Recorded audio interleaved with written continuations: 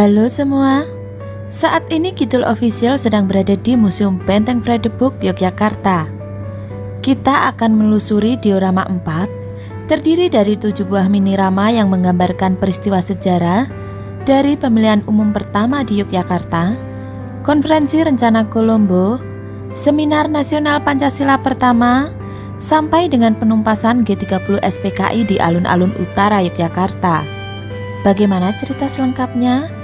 Ikuti terus video kita sampai selesai.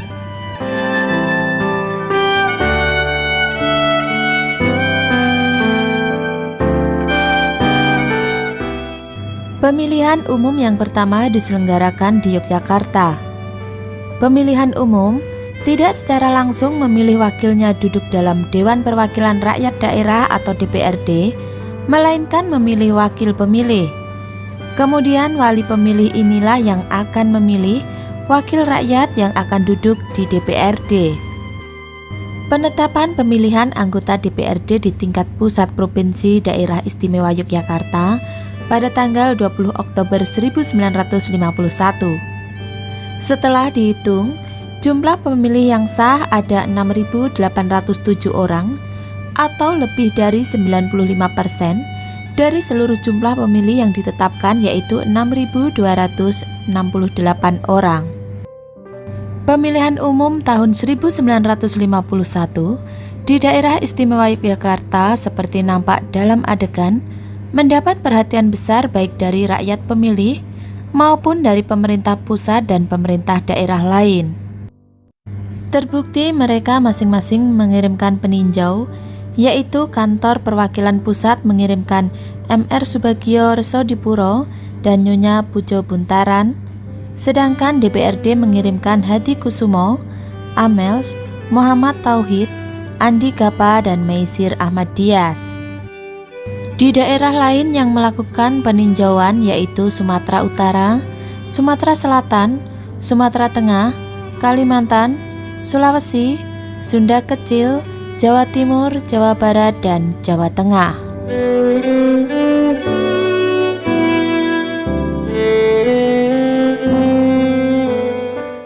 Rencana Kolombo lahir pada bulan Januari 1950 pada saat Konferensi Menteri Luar Negeri Negara Persemakmuran di Kolombo, Sri Lanka.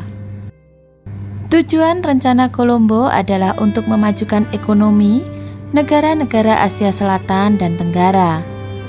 Pada tahun 1958, dilaksanakan konferensi tahunan Dewan Konsultatif Rencana Kolombo 10 di Seattle, Amerika Serikat, di mana salah satu keputusannya menunjuk Indonesia menjadi tuan rumah konferensi Rencana Kolombo 11. Selanjutnya, konferensi Rencana Kolombo 11 diadakan di Yogyakarta yang diikuti lebih kurang 150 orang delegasi dari 21 negara. Konferensi ini terbagi menjadi 2 bagian, yaitu konferensi tingkat ahli yang berlangsung mulai 26 Oktober sampai dengan 6 November 1959 dan konferensi tingkat menteri yang berlangsung tanggal 11 sampai dengan 14 November 1959. Konferensi Rencana Kolombo 11 di Yogyakarta ini telah mengambil keputusan antara lain memperpanjang jangka waktu kerja Rencana Kolombo selama 5 tahun lagi, terhitung mulai tahun 1961, dengan pengertian bahwa dalam sidang tahunannya pada tahun 1964, perpanjangan ini akan dirundingkan.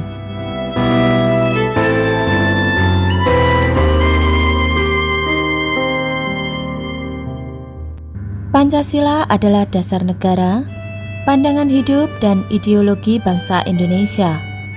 Hal ini mendorong para pemuda yang tergabung dalam Liga Pancasila untuk mengembangkan ajaran dengan menyelenggarakan Seminar Nasional Pancasila I. Seminar ini berlangsung pada tanggal 16 sampai 20 Februari 1959 di Gedung Sasana Hinggil Dwi Abad Yogyakarta dan ditutup secara resmi di Gedung Negara Yogyakarta. Sebagai ketua seminar adalah Dr. Andes Imam Pratiknyo dan Sri Sultan Hamengkubuwono IX sebagai pelindung. Kesimpulan dari seminar ini lebih menetapkan lagi usaha-usaha untuk kembali pada Undang-Undang Dasar 45 serta Pancasila sebagai dasar negara yang tidak perlu diperdebatkan lagi.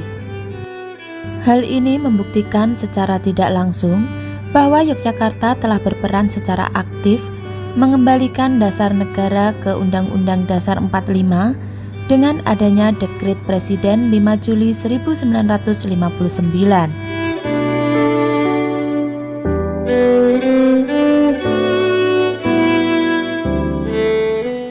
Pemerintah Indonesia telah berusaha secara terus-menerus untuk membebaskan Irian Barat dari pendudukan Belanda. Bahkan pada tanggal 17 Agustus 1960, Indonesia memutuskan hubungan diplomatik dengan Belanda. Dengan adanya situasi tersebut, pemerintah Indonesia membentuk Dewan Pertahanan Nasional atau Depertan pada tanggal 11 Desember 1961. Sidang Depertan pada 16 Desember 1961 memutuskan untuk membentuk Komando Tertinggi Pembebasan Irian Barat. Selanjutnya, Depertan berhasil merumuskan Tri Komando Rakyat atau Trikora yang dicetuskan oleh Presiden Soekarno pada tanggal 19 Desember 1961 di alun-alun utara Yogyakarta. Trikora berisi tentang penggagalan pembentukan negara boneka Papua buatan Belanda kolonial, pengibaran Sang Merah Putih di Irian Barat tanah air Indonesia, bersiap untuk mobilisasi umum mempertahankan kemerdekaan dan kesatuan tanah air dan bangsa.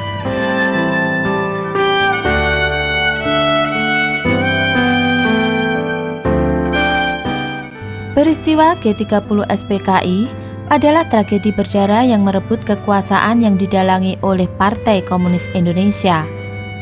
Korban pemberontakan PKI di Yogyakarta adalah Kolonel Katamso dan Rem 072 dan Letkol Sugiono Kasrem 072.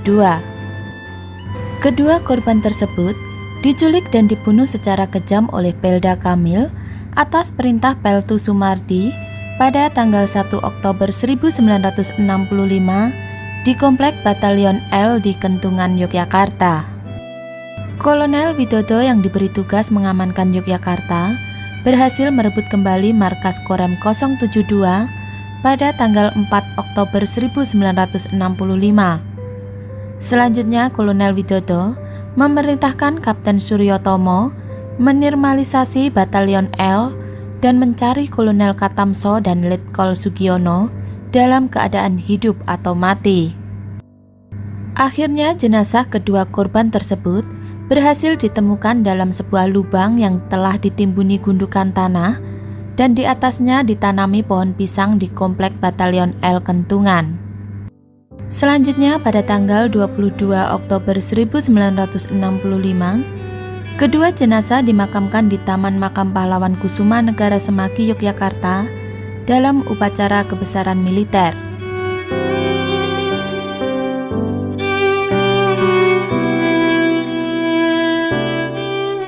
Pemberontakan G30 SPKI dengan Dewan Revolusinya dalam waktu yang singkat dapat ditumpas.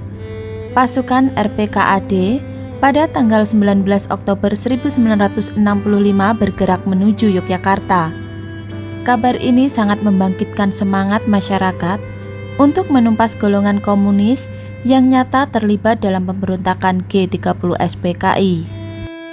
Pada tanggal 20 Oktober 1965, pukul 8 waktu Indonesia Barat, rapat akbar diselenggarakan di alun-alun utara Yogyakarta. Rapat ini dihadiri oleh masyarakat dan unsur pemerintah, antara lain Danrem 072, Kolonel Widodo yang sekaligus bertindak sebagai inspektur upacara. Dalam rapat akbar tersebut, juga dibacakan pernyataan dari 55 organisasi yang anti-komunis dari berbagai golongan. Isi pernyataan itu meliputi tuntutan agar PKI dan ormasnya dinyatakan sebagai partai terlarang dan dibubarkan serta tokoh pelaku G30 SPKI diadili.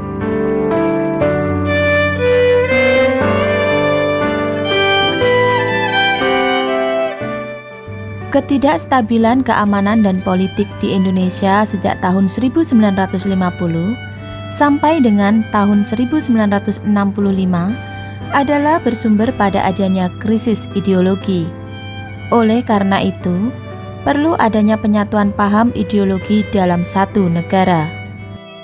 Sehubungan dengan itu, Presiden Soeharto pada acara Dies Natalis Universitas Gadjah Mada 25 pada tanggal 19 Desember 1974 bertempat di Gedung Pusat Universitas Gadjah Mada berkenan menyampaikan amanat tentang penghayatan dan pengamalan ideologi Pancasila. Pada tahun 1977, gagasan tentang pedoman penghayatan dan pengamalan Pancasila yang telah terhimpun diajukan ke sidang umum MPR untuk dibahas. Akhirnya MPR menetapkan tentang pedoman, penghayatan, dan pengamalan Pancasila melalui TAP MPR nomor 2 tahun 1978. Sebagai konsekuensinya, P4 harus disosialisasikan kepada masyarakat.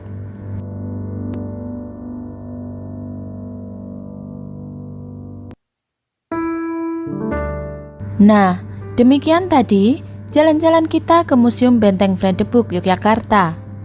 Selanjutnya jangan lupa untuk like, komen, serta subscribe channel kami agar channel kami tetap bisa menyuguhkan berbagai informasi menarik lainnya. Terima kasih dan sampai jumpa di destinasi wisata berikutnya.